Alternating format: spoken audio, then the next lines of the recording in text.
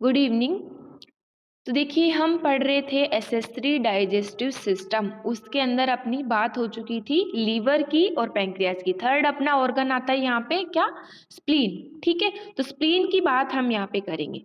तो देखो स्प्लीन क्या होता है, वेज शेप्ड ऑर्गन, मतलब कि वेज के शेप का, कोमा के टाइप का क्या होता है, एक ऑर्गन होता है। ठीक है, mainly lying in the left hypochondrium and partially into the epigastrium region. यहाँ पे जो स्प्लीन की सिचुएशन क्या होती है, लेफ्ट हाइपोकॉन्ड्रियम रीजन के अंदर मेनली ये प्रेजेंट होता है, और पार्शियली किस में आ जाता है, एपिगेस्ट्रियम रीजन के अंदर।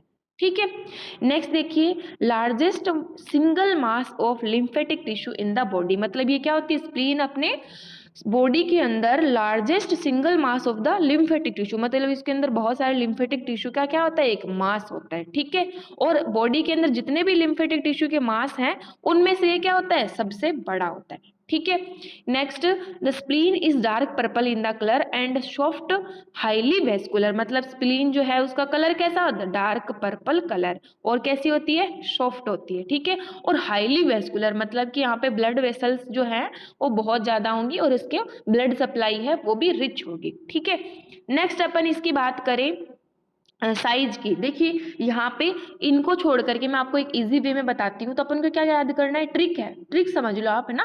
तो इसमें क्या करना है, अपन को ओड नंबर से याद करना है, मतलब 1 3 5 7 9 11। अब देखिए ये क्या चीज है, तो इसमें क्या है, एक जो है वो क्या है, 1 इंच है। 1 इंच क्या होती है, इसकी थिकनेस होती है। ठीक है, स्प्लीन की थिकनेस कितनी होती है, 1 इंच। ठीक है, नेक्स्ट 3 क्या है इसमें, ब्रॉडनेस। स्प्लीन की जो ब्रॉडनेस है, चौड़ाई है, वो कितनी होती है, 3 इंच, है ना। नेक्स्ट इसकी बात करते हैं 5 की, तो 5 क्या है यहाँ पे, लेंथ। स्प्लीन की क्या है यहाँ पे, लेंथ। ठीक है, तो 5 इंच इसकी लेंथ होगी। नेक्स्ट 7 जो है वो क्या है, आउंस। आउंस का मतलब यहाँ पे क्या है, वेट। स्प्लीन का वेट कितना होता है, 7 आउंस। ठीक है, अब 9 और 11 क्या है, देखो यहाँ पे रिब्स की संख्या, मतलब 9th और 11th जो जोड़ी रिब की है वो इससे रिलेटेड होती है, इसलिए इसको क्या बोल दिया, 9th और 11th यहाँ पे नंबर आ गए, ओड नंबर। ठीक है, तो इससे अपन याद करेंगे इजीली, तो अपन को याद रहेगा। और मोस्टली इसका क्वेश्चन जो है साइज का पूछ लिया जाता है, और इसकी सिचुएशन जो है वो भी इंपॉर्टेंट है। ठीक है, तो यहाँ पे इतना अपना हो चुका है। उसके बाद अपन इसके एक्सटर्नल फीचर की यहाँ पे बात करते थे। इसमें क्या आता है, 2 एंड होते हैं, कौन कौन से, एक तो एंटीरियर और एक पोस्टीरियर। ठीक है, तो एंटीरियर एंड जो होता है वो क्या होता है, एक्सपेंडेड, है ना। जो इसका एंटीरियर एंड होता है वो क्या होता है, एक्सपेंडेड होता है, और डायरेक्टेड डाउनवर्ड एंड फॉरवर्ड, मतलब ये नीचे की तरफ होता है, और फॉरवर्ड मतलब आगे की तरफ। ठीक है, and reaches the mid axillary line, और कहाँ तक जाता है ये, mid axillary line. Mid axillary मतलब अपना जो एक्सिला होता है उसके बीच में से जो गुजरती है लाइन, वहां तक ही जाएगा। ठीक है, नेक्स्ट इसके पोस्टीरियर एंड की अपन बात करें तो ये क्या होता है, rounded, directed upward backward and rest on the upper pole of the left kidney. अब देखिए यहाँ पे क्या बोला है, ये अपवर्ड हो गया, बैकवर्ड हो गया, इतना समझ में आता है अपन को। फिर देखिए rest on the upper pole of the left kidney. अब स्प्लीन जो है अपन को पता है लेफ्ट साइड में प्रेजेंट है, इसलिए क्या होगा, upper pole of the left kidney पे ये रेस्ट करेगा। कौन, इसका पोस्टीरियर एंड। ठीक है, पोस्टीरियर साइड में तो किडनी होती है अपनी, और इसका जो पोस्टीरियर एंड है वो वहां पे रेस्ट करेगा एक तरीके से। ठीक है, नेक्स्ट देखो इसमें अपन बात करते हैं, अब नेक्स्ट इसका एक्सटर्नल फीचर क्या था, बॉर्डर्स। तो इसमें कितने बॉर्डर होते, टोटल 3, कौन कौन से, सुपीरियर, इंफीरियर, इंटरमीडिएट, है ना।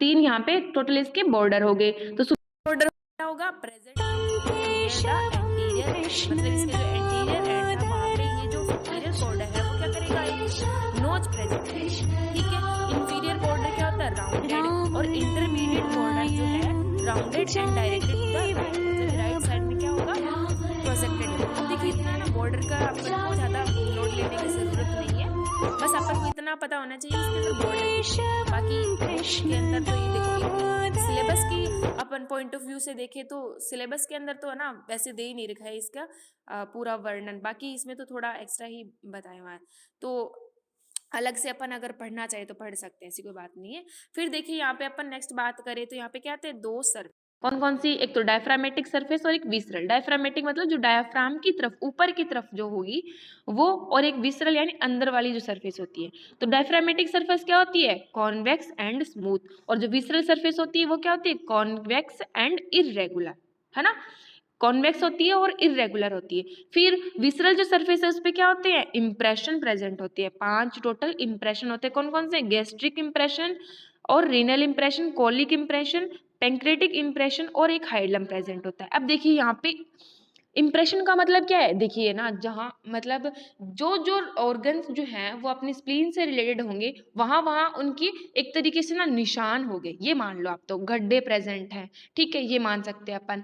तो वहाँ पे जैसे कि स्टोमक है तो स्टोमक के लिए क्या होगा, गैस्ट्रिक इंप्रेशन होगा स्प्लीन पे, और जो किडनी है उसके लिए क्या होगा, रीनल इंप्रेशन, और जो कोलोन है उसके लिए कोलिक, और पैंक्रियाज है उसके लिए पैंक्रेटिक इंप्रेशन।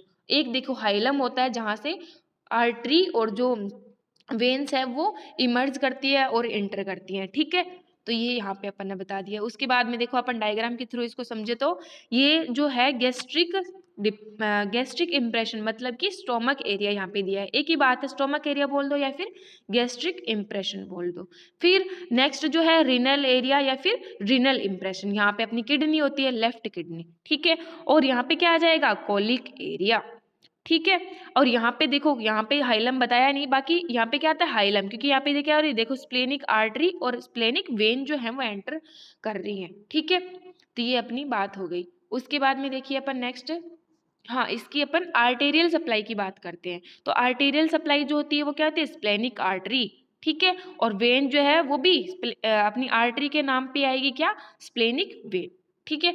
और फिर इसके नर्वस सप्लाई की अपन बात करें तो यहाँ पे सियोलिक प्लेक्सस आता है, नर्वा जो है वो प्लेक्सस बना लेती है, जिसको क्या बोलते हैं अपन, सियोलिक प्लेक्सस। फिर देखिए यहाँ पे अपन इसके एक तरीके से ना रफली इसका देख लेते हैं कि ताकि अपने ना माइंड के अंदर पिक्चर बनी रहे कि हाँ स्प्लीन कहाँ पे प्रेजेंट होता है। तो देखिए सबसे पहले ऊपर यहाँ पे लीवर आता है, उसके बाद में जे शेप्ड अपना स्टोमक आ जाता है, ठीक है।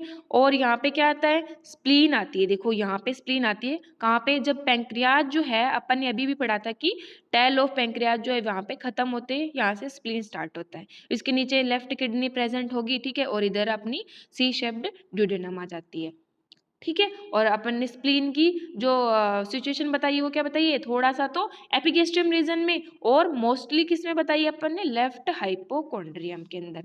तो वो अपन यहाँ पे देख रहे हैं, ठीक है। नेक्स्ट देखो इसके अपन बात करें अप्लाइड की, तो देखो यहाँ पे क्या आता है, सबसे पहला अप्लाइड क्या आता है, enlargement of spleen is known as splenomegaly. अब देखो यहाँ पे नया टर्म आया, मिगेली।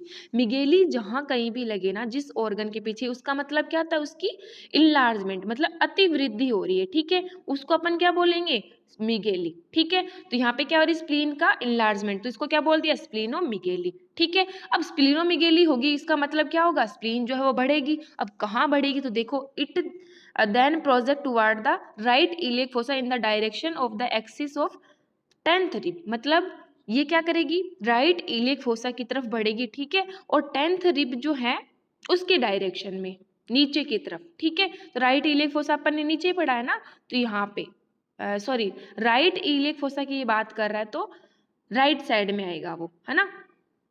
फिर देखो इसके अब ये होता क्यों है स्प्लीनोमिगेली, तो इसके रीजंस बताए यहाँ पे 3, कौन कौन से, एक तो आता है क्रोनिक मलेरिया, मतलब जब मलेरिया की क्रोनिक कंडीशन होती है उसमें क्या होगा, अपनी स्प्लीन जो है वो इनलार्ज हो जाएगी साइज के अंदर, तो उसको क्या बोलेंगे बस स्प्लीनोमेगेली, जब मलेरिया के अंदर होगा, ठीक है। नेक्स्ट आता है इसमें काला आजार। अब देखो काला आजार जो होते हैं ना, एक टाइप की फीवर होती है जो कि लिशमानिया पैरासाइट की वजह से होती है, तो इसके अंदर भी स्प्लीनोमेगेली अपन को देखने को मिलती है।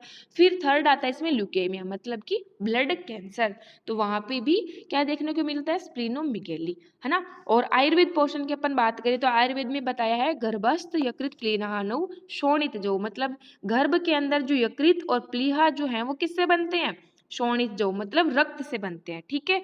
और क्या होगा, शोणितस्य स्थानम यकृत प्लीहाणु, मतलब जो शोणित का स्थान है वो कहाँ है, यकृत और प्लीहा, है ना। अपन प्लीहा को क्या बोलते हैं, ग्रेवयार्ड ऑफ द आरबीसी, इसलिए यहाँ पे क्या बोलते हैं, शोणितस्य स्थानम यकृत प्लीहाणु, ठीक है। और प्लीहा कहाँ पे होगी, ये तो एक ही बात है इसमें, प्लीहा कहाँ होगी, वाम पार्श्व के अंदर, मतलब लेफ्ट लेटरल के अंदर ये प्रेजेंट होगी। और हृदय से अधोवामतः प्लीहा, मतलब हृदय के नीचे और बाई साइड क्या होगी, प्लीहा प्रेजेंट होगी। तो ये अपन ने आयुर्वेदिक पोर्शन भी यहाँ पे देख लिया, ठीक है। तो ये अपनी यहाँ पे स्प्लीन जो है वो कंप्लीट हो चुकी है। ओके, धन्यवाद।